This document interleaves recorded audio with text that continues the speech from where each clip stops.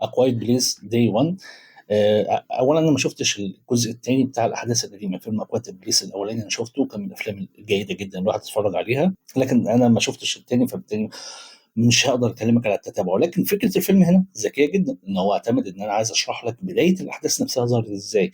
الوحوش الموجودين اللي بيعتمدوا على الاصطياد عن طريق اي صوت موجود، ووحوش فتاكه مرعبه جدا. البدايه كانت ازاي، نزلت ازاي، وبالتالي ده كان استغلال جيد. وهو انا اعتبرت قبل ما اشوف الفيلم ان الاستغلال ده غالبا هيكون استغلال تجاري، ولكن عايز اقول لك ان الفيلم استغل اهم نقطه كانت بالنسبه لي هي سبب نجاح الفيلم الاول، وهو بنى عليها. واعتقد من هنا ان انت تقدر تتكلم ان انت شايف فيلم جيد جدا جدا على النقطه دي، لان انا من وجهه نظري كمشاهد عادي النقطه دي هي اللي رفعت الفيلم لمستوى الافلام المتميزه جدا اللي ليها بصمه على اي واحد ممكن يتفرج عليها.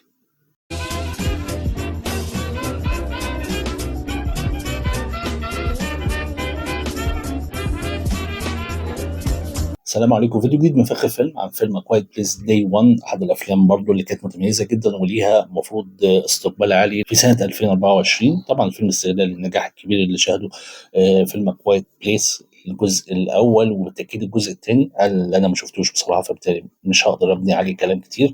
ولكن الفيلم هنا برضو بيتكلم عن بدايه هبوط او الهجوم اللي حصل من خلال الوحوش اللي ظهروا الارض او هاجموا على الارض من الفضاء.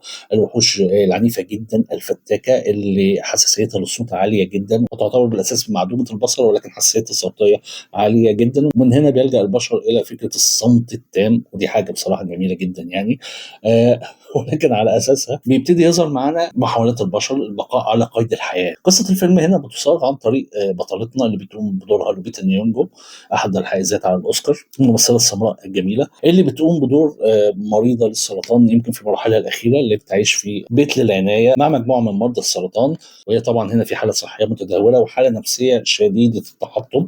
عندها رغبه عاليه جدا في، مش هقول الانتحار، ولكن زاهده في الحياه تماما. واللي من خلال بدايه الاحداث بتقوم برحله الى احد المسارح، وفي اثناء وجودها في هذا المسرح طبعا بيتم الهجوم على الكوكب باكمله، ومحاوله الاستغاثه اللي بتحصل من السلطات ان خلي بالكم، حاولوا انكم تتعاملوا بهدوء تام، لان الوحوش شديده التحفز شديده الفتك. وبيقدم لنا الفيلم هنا صيغه معينه ان فرص النجاه بتكمن الى الهروب الى الماء او الهروب الى العبارات اللي بتستطيع الابحار، لان الوحوش دي لا تستطيع العوم او الحياه في المسطحات المائيه. وبنشوف من خلال الفيلم كله رحلتها في محاولتها للنجاه، كم الاختبارات الصعبه اللي هي بتقوم بيها، اختبارات ضد نفسيتها المحطمه، رغبتها اساسا في الحفاظ على حياتها، وفي نفس الوقت رغبتها في انهاء حياتها نظرا لتيقنها ان اجلها اقترب. ده مع سرد كامل بقى للاحداث اللي كانت موجوده من خلال عدد من الشخصيات اللي قام بيها عدد من الممثلين زي ديشمون هونسو وجوزيف كوين. نقطه قوه الفيلم هنا بالنسبه لي، ويمكن هي دي النقطه المميزه جدا اللي نجح من خلال الفيلم الاول، هو اللعب مش على فكره السرفايفل او النجاح في البقاء على قيد الحياه، ولكن نقطه النجاح الرئيسيه بالنسبه لي هي فكره اللعب على العواطف والمشاعر الانسانيه. اقوى مشهد في الفيلم الاول انا يمكن فاكره لغايه دلوقتي هو مشهد الاب وهو بيكلم بنته الصغيره اللي كان علاقاتهم متوتره، والمشهد اللي بيفقد فيه حياته مقابل ان هي بتبقى على قيد الحياه. ده المشهد اللي رفع الفيلم عندي لمصاف الافلام الجيده جدا والافلام المميزه اللي بتفضل في ذاكرتك. مش فكره ان في وحوش بيهجموا على الارض وازاي هتواجههم وازاي هتهرب منهم وازاي هتبقى على قيد الحياه، ولكن صياغه المشاعر الانسانيه دي هي قوه الفيلم. الجزئين الاولانيين من اكوايت بليس قام بكتابتهم واخراجهم جون كراسنسكي الممثل المشهور، ولكن في الفيلم الجديد هو تخلى هنا عن فكره الاخراج، ولكن شارك في فكره الكتابه.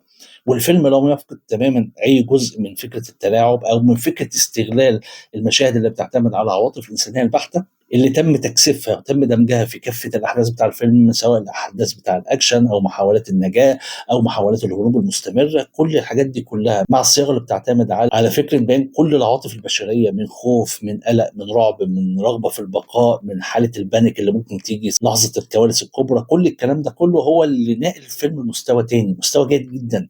الفيلم على مستوى الاخراج متميز، في مشاهد الاكشن فيه جيده جدا، لكن المشاهد الانسانيه اللي كانت موجوده في الفيلم متميزه الى ابعد حد ممكن. انت بتتكلم فعلا لوبيتا نيونجو من الممثلات الحائزه على الاوسكار من قبل، وهي ممثله مميزه جدا. انا قبل ما ادخل الفيلم كنت داخل بانطباعات ان احنا نتفرج على فكره الممثله السوداء، على اللعب على النقط اللي دايما بنتكلم عليها، فكره الاقليات او الحاجات دي كلها. ولكن هنا ما تمش استغلالها تماما. انت هنا لعبت على فكره الانسان المريض، مرض صعب جدا، ازاي يتشبث بالحياه من اجل عوامل بسيطه زي مثلا رغبته في ابقاء قطتها على قيد الحياه، اهتمامها بالاخرين، ومراحل السقوط النفسي اللي بتحصل لها من رغبتها في انهاء حياتها نظرا لصعوبه الوضع الصحي اللي هي موجوده فيه.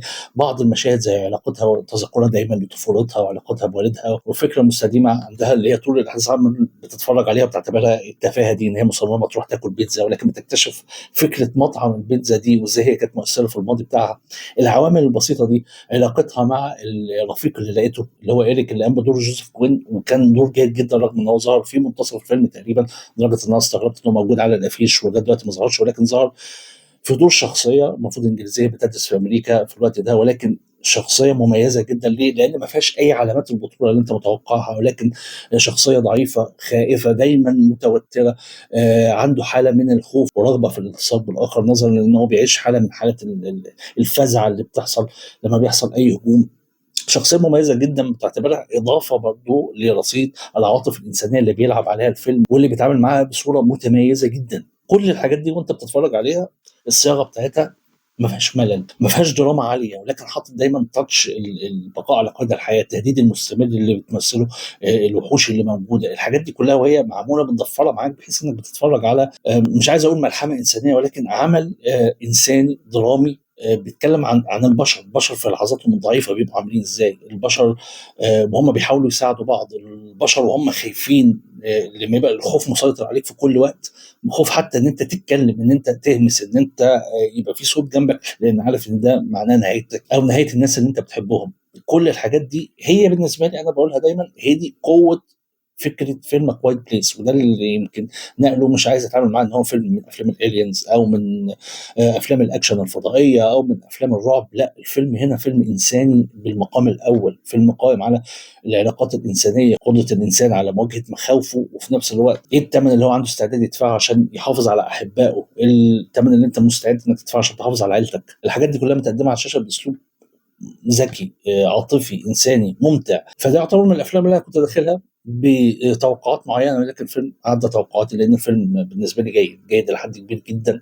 الفيلم حتى على المستوى الانتاجي من تكلفه عامله 67 مليون لايرادات على مستوى العالم 250 مليون، فيعني نجاح متميز. بيقول ان ممكن يكون في اجزاء اخرى من السلسله، هيعملوا فيها ايه او هيبتدي يستغلوها ازاي او هيبتدي ممكن يبوظوها ازاي لو هم بداوا يركزوا على فكره الوحوش اللي موجوده دي وازاي هتواجهها وازاي تدخل في القضاء عليها. اعتقد ان ده ممكن يبقى تبويظ للسلسله، ولكن حركه انك تبتدي ببدايه الحكايه ازاي الوحوش نزلت على الارض واول مقابله ليها مع البشر، اعتقد ان دي كانت نقطه ذكيه جدا في التعامل مع التحول بتاع السلسله.